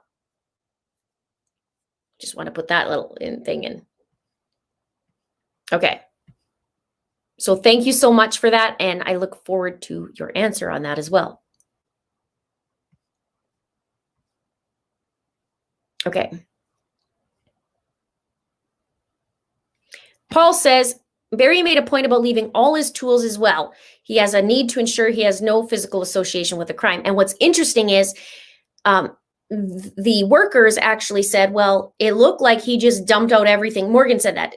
It just looked like he dumped everything out from his truck. It wasn't even the tools they need. And Jeff said, yeah, I didn't even have the tools I needed. It kind of ticked me off. And they decided to go back on Tuesday because they didn't have what they needed, and they didn't have the brick because it never showed up. But I want to know where it was.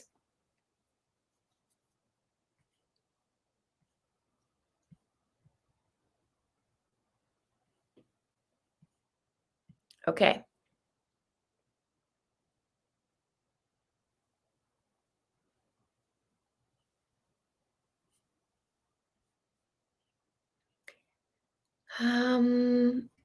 Remember when there was word that Suzanne's journal was missing too? Was that just a rumor? I heard that, but I don't know where that was from. So I don't know if it's a rumor or not. I don't have anything that says it's true, and I don't have anything that says it's not. Unless you guys do. Okay. Some hotels let you check in early, okay?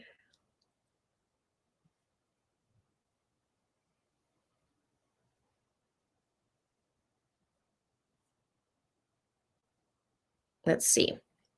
I'm trying to look for Tara again.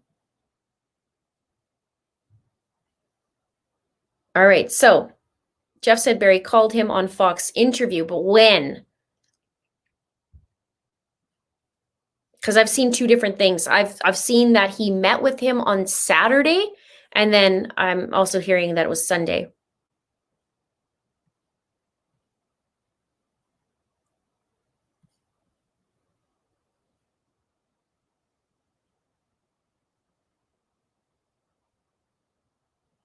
Okay, so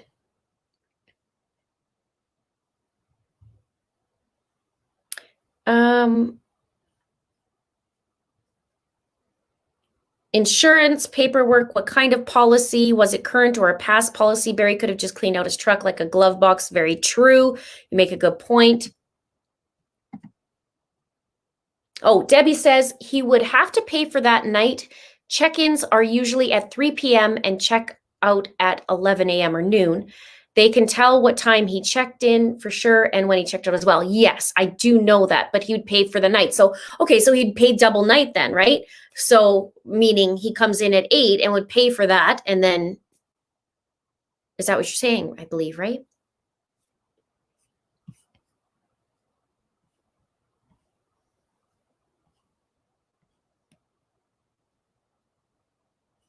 Yes, Tara, if you can just email me at itsacrimeandashame@gmail.com, and then we can have a little chit chat. It's probably going to be easier than on here, and you may prefer that as well.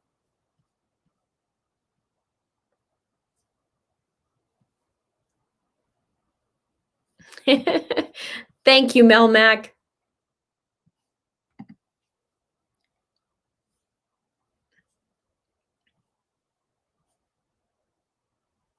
All right. And thank you so much, Debbie. Okay. What is the company name that paid Mr. Puckett? Very good question.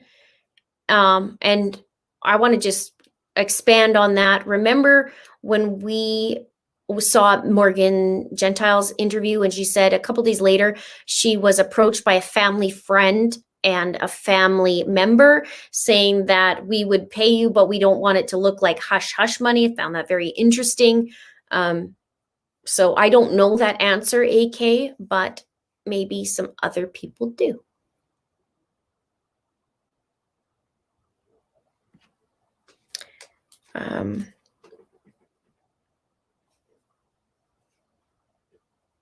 Okay.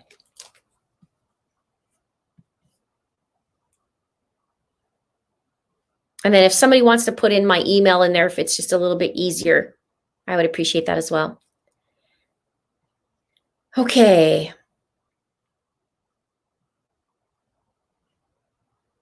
I know they were asking, authorities were actually asking at the hotel for footage, and they were asking from, I want to say Friday to Monday. Where did I have that? I'll have to get the actual date. But they were asking for the hotel as well. Let me just look here.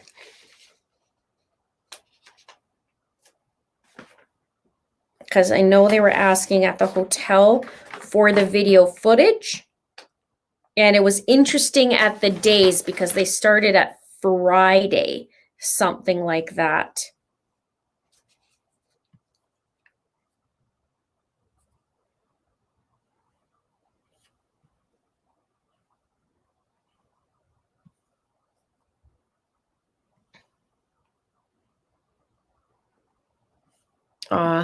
Suzanne is beautiful. This is heartbreaking. I read some love notes she gave to Barry Bob.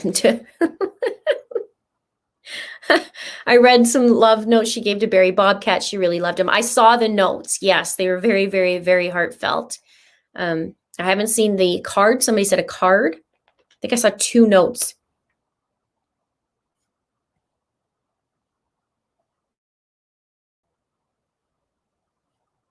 Okay.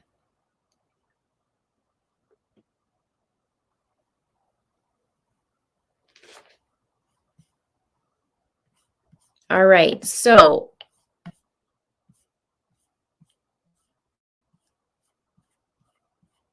there we go. Oh, thank you so much, Lotta. Thank you. Stahlberg Rumholt. Hopefully I said that right.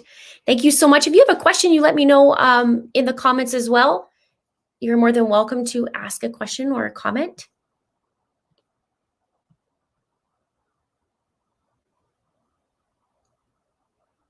We don't know which family member said the hush hush money. Like Morgan said a family member, or it was Lauren Sharp, one of the two. It was during the interview, and she said it was a family member and a family friend.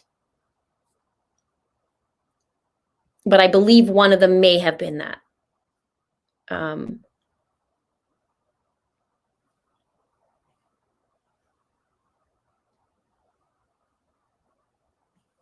All right. Morgan said the men were Trevor and George that met her about the payment.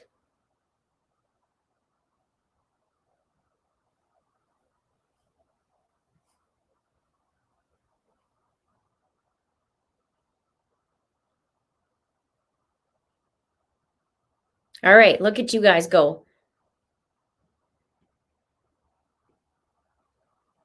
Okay, so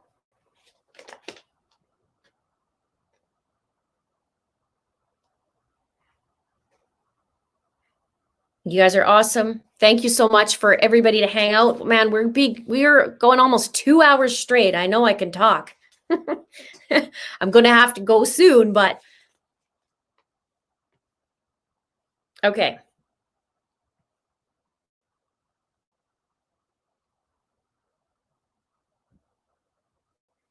Rella713, I see your comment. I'm so glad you enjoy my videos, and I'm sorry you're going through a really hard time, and I'm thankful to have you part of the community. Okay, so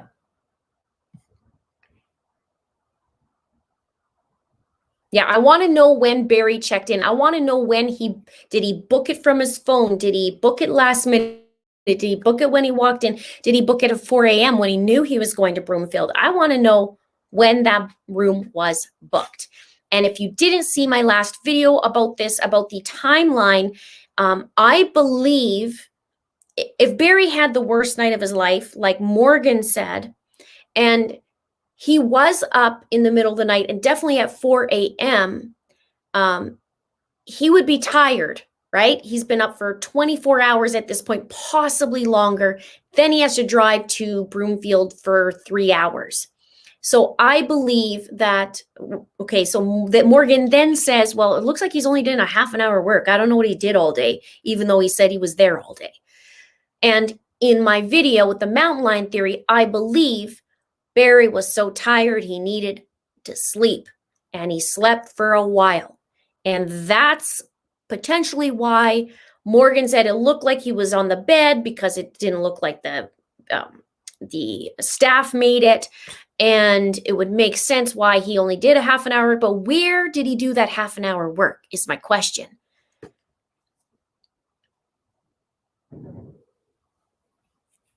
All right.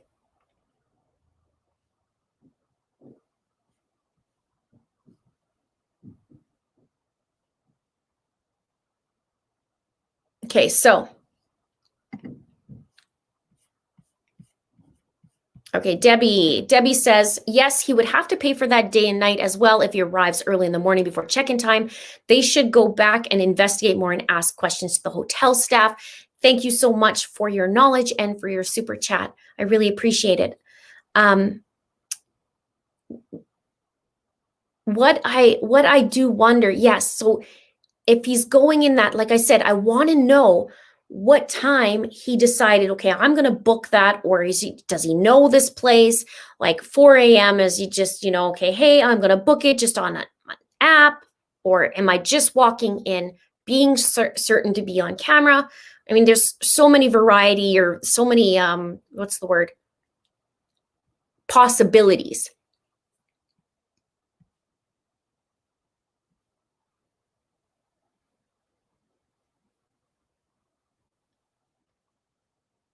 Okay.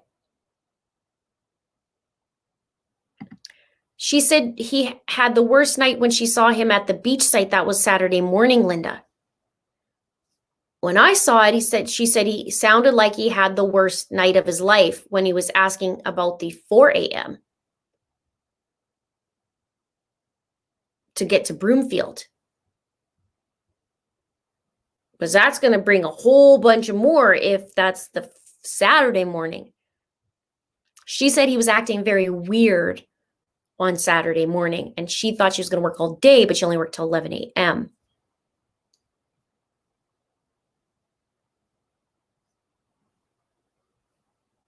Okay. What else we got here?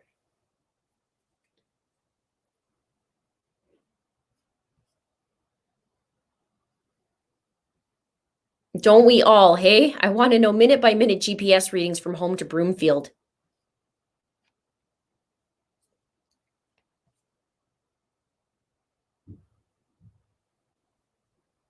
Okay.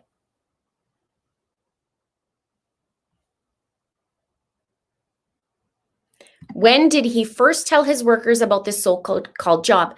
I know in the interview with Morgan Gentile, she said the original plan was to do it back in end of April. And then she said, obviously, she was called about this on that day, but she said it was last minute plan. So I don't know when, that's the other question would be good to ask, is at the end of April, if it was planned, why the change? Was it because of COVID? And if so, was there a tentative plan as to what the date actually would be?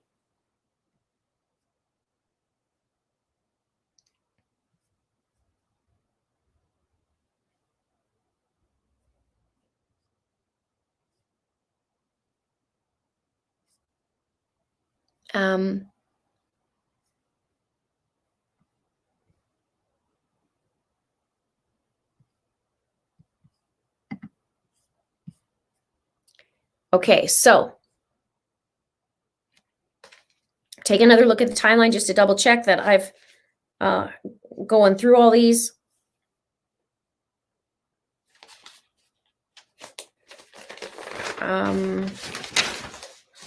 Notes and notes and notes, guys. We also had the house being searched for 11 days. Then they came back on July 9th.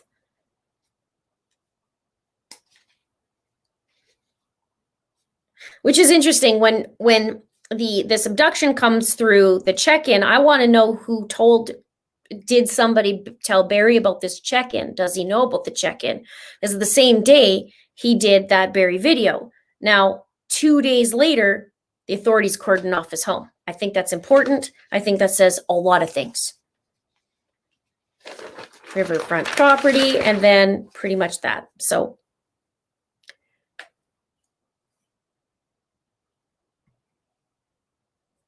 now, yes, I am, Addie. Addie says, are you going to put Suzanne's picture in your background? I certainly am. I got to get my butt to Staples and get that done. Absolutely. I know with COVID and all that, I stayed home for quite a few months. And now that I'm actually getting out, I need to go and do that. Absolutely. What time did Morgan get to the hotel? I do not know the exact time. If you guys know, you could let me know as well.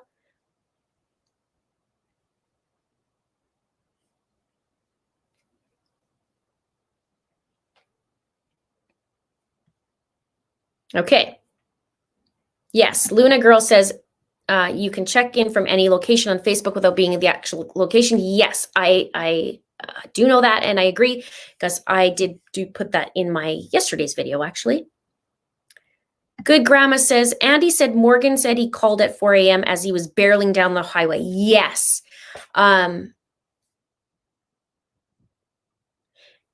But I want to know how Jeff got contacted. Did Morgan call Jeff?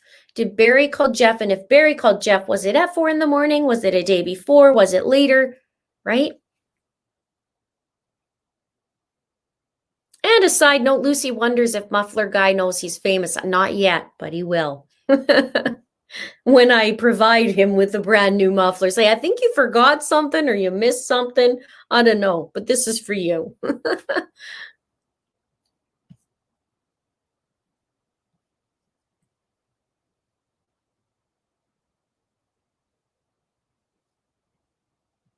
The weird mom says, Barry being a tracker, where was his favorite place to go to get away from it all?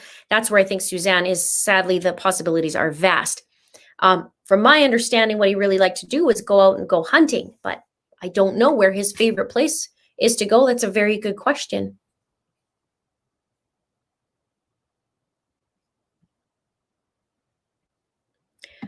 Corey asks, which story is Barry sticking to, Puma story or abduction story?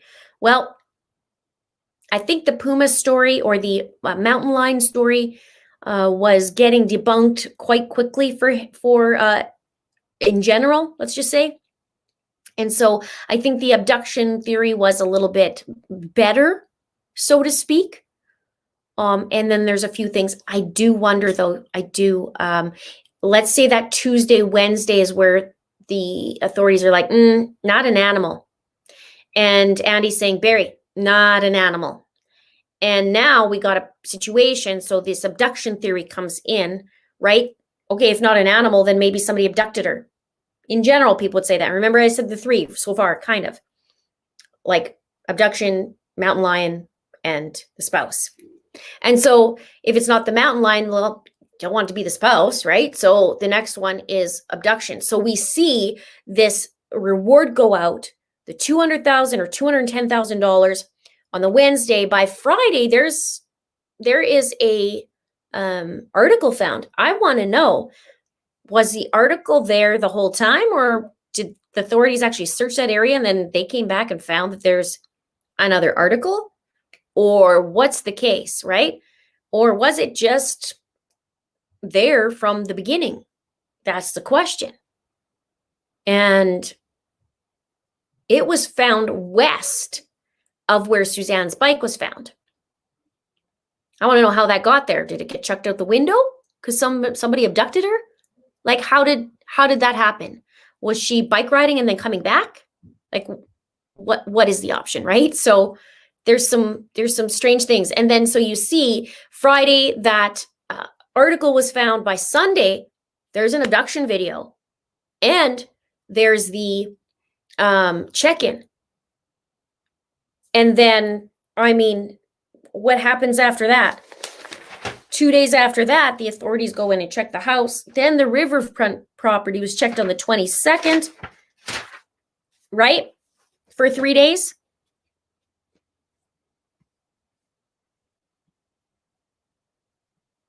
Andrea wants the muffler guy. Please get a video clip. Okay, I will, if I can catch him. Oh, Jeff says, I live near the Holiday Inn and there's a wall being built on the edge of the Northwest Parkway nearby. Interesting. I'll check that out.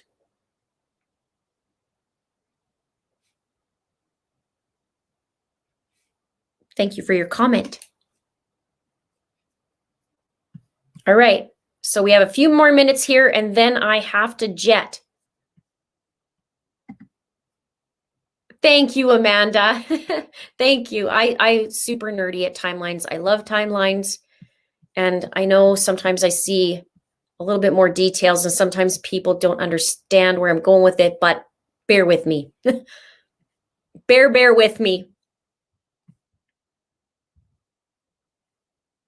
All right. Do you guys have a few more questions before I get going? Yes, Mystic Firefly says, and remember Morgan said the trip was only supposed to be Barry and her. That's correct, originally. So does she stay in Barry's room routinely on the road? Oh, I don't know that question. I don't know. And there's a lot I would like to know about this hotel. Good question.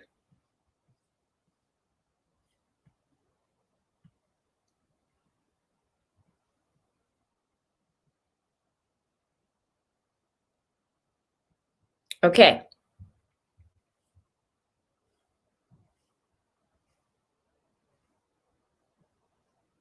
This is a good question too. Okay. Oops. Here we go. I missed it.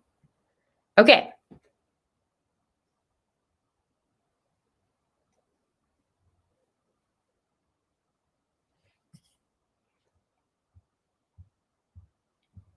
All right. So let me write this down. If you guys have some timelines or have some info for my timeline or the timeline, I would really appreciate your help at itsacrimeandashame@gmail.com. Just to dial it in. Let's dial this puppy in so I can take a look and hopefully connect some more dots.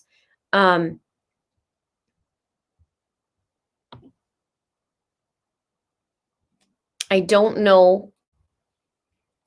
I don't know at this point. I'm working on my next video on the theory. And I'm going to do a couple videos in the theory series. Like I said, if you haven't seen my videos on the series, please go check it out. I will put it after this video is processed. I will put it in the description below so you can check it out. It's important because there's a few very important things to the timeline.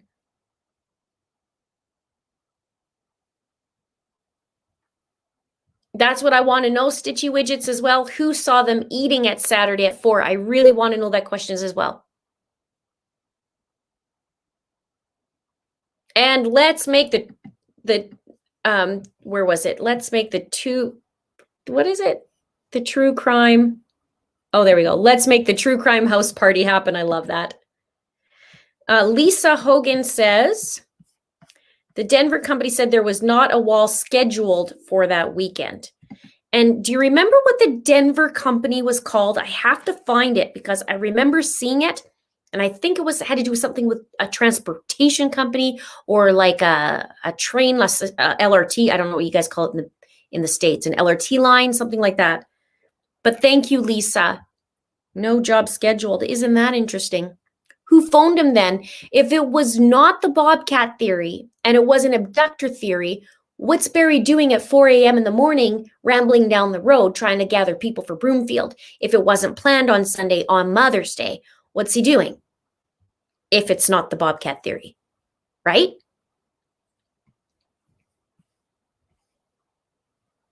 Thank you so much to my mods as well for helping out. This is just awesome. I really, really appreciate you. All right. So I am going to hop off as I need to do mommy duties. So I want to thank you so much for you guys to hang out with me on a Sunday. If you want to get a hold of me and give me some info snacks, you can do that at itsacrimeandashame@gmail.com. Also, if you want to be part of the Crime Ring, which is my membership, you can do that at www.youtube.com/itsacrime/join. And what else, you guys? I'm going to be doing some videos this week. You're more than welcome as well to put some suggestions in the comments below into some other cases you'd like me to cover and look at. And I'm staying strong on this one because Suzanne needs to be found. And I just need some more information so that I can do what I do. And what are info snacks? I said this long ago and it just stuck basically. Info snacks is little tidbits of info that I find out or I figure out. And I have that also in the, what do you call it? My little Teespring merch underneath the video. You'll see a couple things there. So, oh, and one more thing before you guys go. What would you like to see me be for Halloween? Put that in the comments below because I would like to do something and I would love your input on it.